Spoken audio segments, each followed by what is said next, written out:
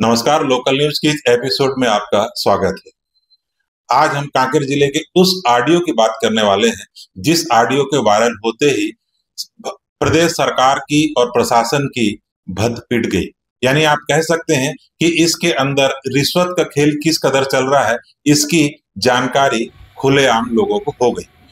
वाकया है कांकेर जिले के कांकेर खंड शिक्षा कार्यालय का। खंड शिक्षा कार्यालय में कांकेर विकास खंड के ही सुरेली के शिक्षक लखनऊ राम जैन, जिनका मार्च 2024 में लंबी बीमारी के बाद निधन हो गया था। निधन के उपरांत इनकी पत्नी सुमित्रा जैन ने खंड शिक्षा कार्यालय में इनके पेंशन और इलाज में खर्च की गई राशि के मेडिकल बिल के भुगतान हेतु आवेदन किया।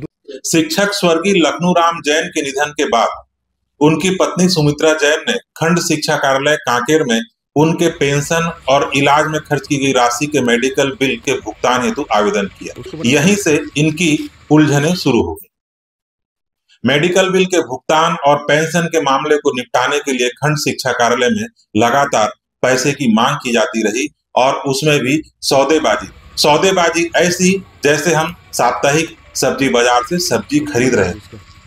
आप सुन सकते हैं कि खंड शिक्षा कार्यालय की बाबू जागृति साहू किस कदर सौदेबाजी कर रही। चलो थोड़ा 10 एक और बढ़ा लीजिए मैडम। आप उधर से पूरा एक बोल रहे हैं, उसमें तो 20-30 तो कम कर दीजिए। चलो 90 दे देना सर लास्ट में सर, उससे मैं नहीं वो कर पाऊंगी क्योंकि उनको जो टीसी देना है मेरे को, सर को जो है 50 देना था उनको। कितना? डीओ सर को, नितान सर को। हाँ। फीस तो वही जाएगा ना सर। उनको कितना इलाटमेंट का? अच्छा 90 देना बोल रही हूँ। एक होता है नहीं, आप उसको छोड़िए। देखो 70 बोले थे हम सब चीज करके। नहीं 70 में तो नहीं होगा सर। नहीं 70 नहीं, 10 और बोल रहा हूँ मैं। नहीं होगा सर 10 में। 80 कर दीजिए और मतलब 80 में फाइनल कर दीजिए आप। हाँ 80। नहीं सर, नहीं उसमें नहीं होगा, उतना मैं नहीं हो कर पाऊंगी। नहीं कर पाऊंगी, मेरे हाथ में रहता। मैं यह भी जानिए कि इस सौदेबाजी में मिली रिश्वत किस किस को जाती है। डीओ का भी था ना साथ में। आप जब देते हैं ना सर तो तब जाके अलॉटमेंट आता है।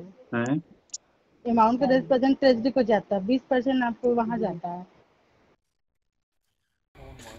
यहाँ यह भी पता चला कि यह सिर्फ एक ही विभाग को नहीं, अन्य विभागों को भी जाती है, जो एक पूरे सिस्टम को बताती है कि प्रशासनिक जो तंत्र है उसमें रिश्वत का सिस्टम कितनी पैठ बना चुका है और एक व्यक्ति दलाल की तरह काम कर रहा है। और यह हर विभाग में हो रहा है, क्योंकि जागृति साहू कह रही हैं कि रिश्वत हम जो मांग रहे हैं वो जायज है और आप इसकी पुष्टि किसी भी शासकीय कार्यालय से कर सकते हैं और कहीं भी किसी भी डिपार्टमेंट वाले से पूछ सकते हो। आप इस बारे में बता देंगे आपको। हाँ किसी से भी पूछ सकते हो, ये तो कोई भी बता देगा, कोई भी ऑफिस वाला आपको बता देगा इसका। अब 10% में निकालते हैं 570 का कितना होता है।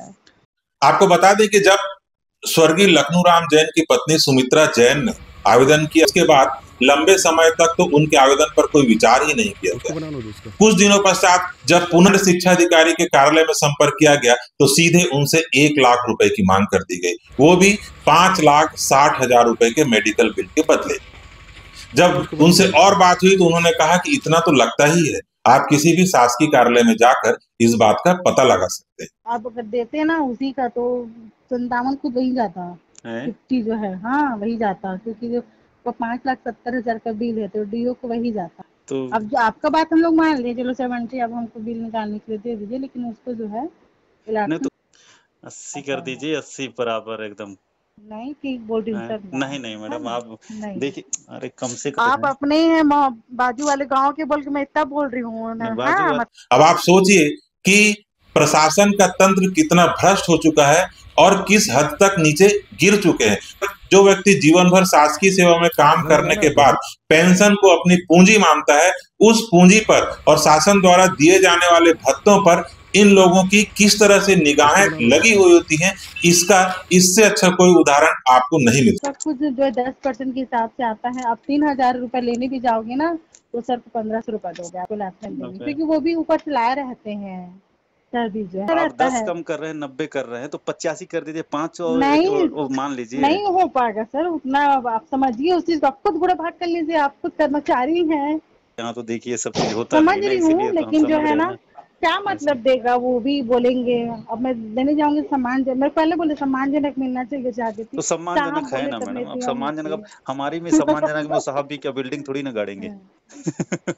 सम्मानजनक 85 तक ठीक है मैडम, नहीं प्लीज ठीक है सर, 90 से नहीं होगा, क्योंकि एक बोली थी, एक में 10 ऐसी कर दी मैं। ठीक है, हमारे ऑडिट के समय हम लोग फंसते हैं सर उसपे, पता है, ये जो बिल रहता है ना ऑडिट जब होता है तो। इस ऑडियो के वायरल होने से यह तो पता चल ही गया कि प्रशासन के तंत्र में रिश्वत के बगैर आप एक कागज इधर से उधर नहीं कर सकते, और हर काम का हर काम की कीमत तय है। 10% से लेकर कुछ भी हो सकती है। जब आपके कोई परिचय का है, कोई परिचित है, तो न्यूनतम राशि कमीशन के तौर पर आपको 10% देनी होगी, और यदि आपका कोई कनेक्शन या संबंध नहीं है तो फिर मामला कहीं भी जा सकता है।